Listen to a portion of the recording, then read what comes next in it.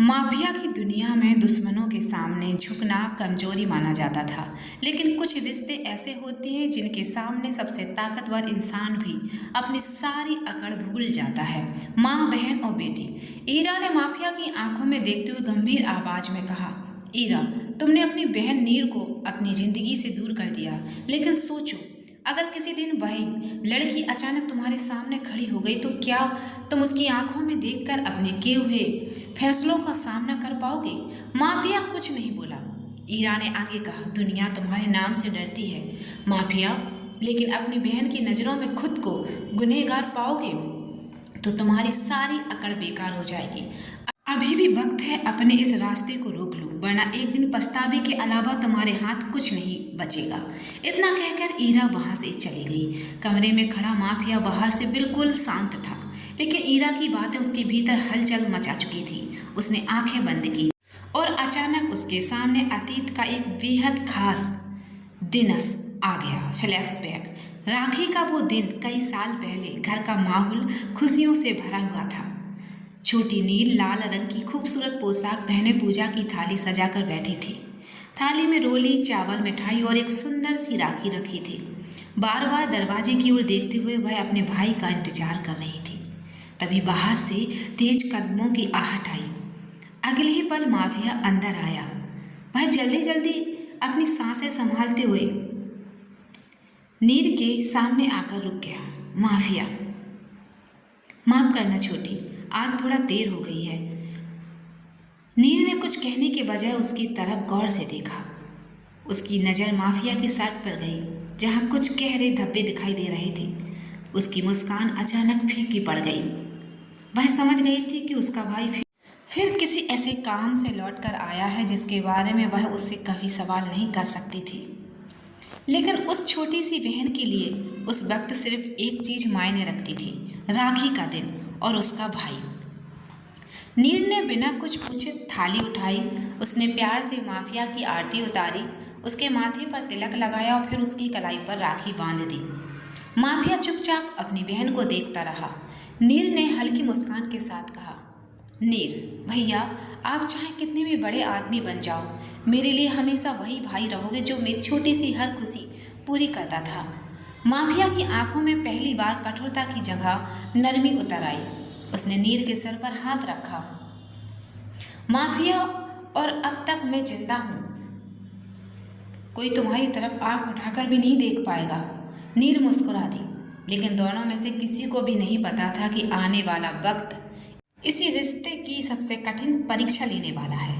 और आज बरसों बाद वही राखी माफिया की यादों में एक ऐसे सवाल की तरह लौट आई थी जिसका जवाब उसके पास नहीं। फ्लैशबैक समाप्त। वर्तमान। धर्म संकट में फंसा हैवान। अतीत की यादों से बाहर आते ही डेविल का शरीर पसीने से तरबतर हो गया। उसकी आंखों के सामने एक तरफ उसकी बहन नीर का वो पावन वादा था, तो दूसरी तरफ सिया का वो निडर चेहरा जिसकी इज्जत को वो नीलाम करने की कोशिश कर रहा था।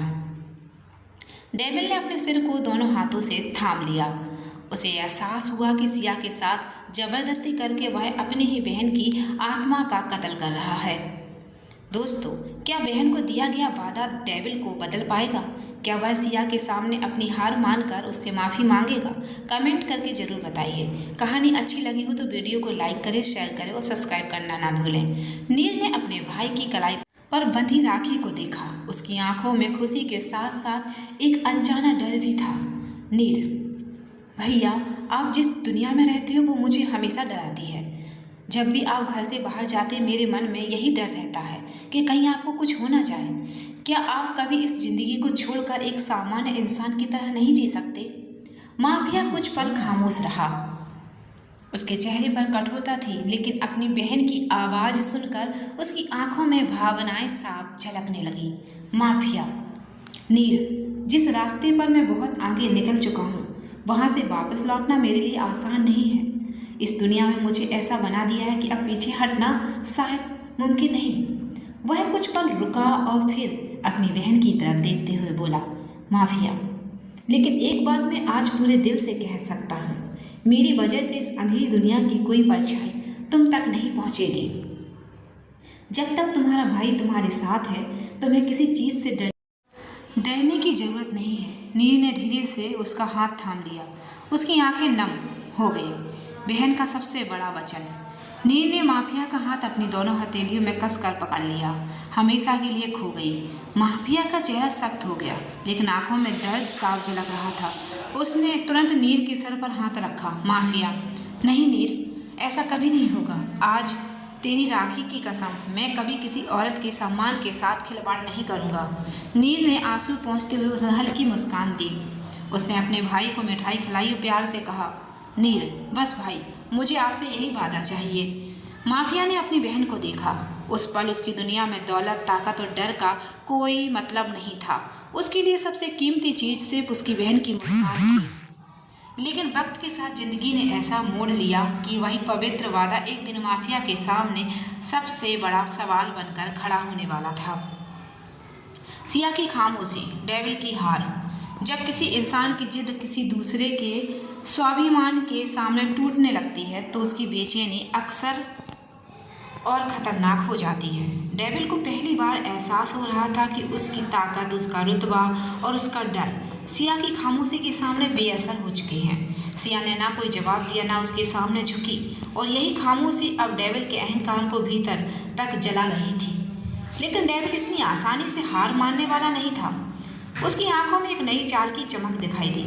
ऐसी चाल जो सिर्फ सिया की जिंदगी ही नहीं बल्कि कई रिश्तों की नींव हिला देने वाली थी। आखिर डेविल अब क्या करने वाला था? क्या सिया उसकी नई चाल को समझ पाएगी, या इस बार डेविल अपनी बाजी पलट देगा? जानने के लिए कहानी के अगले भाग से जुड़िए।